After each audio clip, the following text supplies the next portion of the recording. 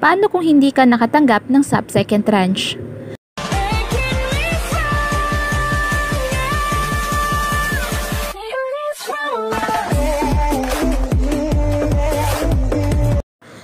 Sa ngayong patapos na nga ang distribution ng DSWD sa sub-second tranche. Ang tanong, lahat ba ng mga kwalipikadong pamilya ay nakatanggap na?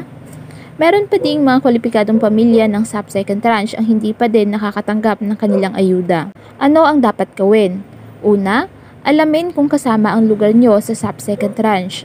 At kung hindi kasama ang inyong lugar o rehiyon sa makakatanggap na, ay possible din na hindi ka makakakuha ng sub-second tranche. At ang pinaka-the best na pwedeng gawin ay pumunta sa inyong barangay or DSWD field office sa inyong lugar upang tanungin kung ikaw ba ay nasa listahan ng dapat na makatanggap ng sub-second tranche. At baka isa ka din sa mga beneficiaries ng sub-second tranche na may invalid information katulad ng mobile number at middle name, kung kaya delayed ang pagtanggap ng inyong ayuda.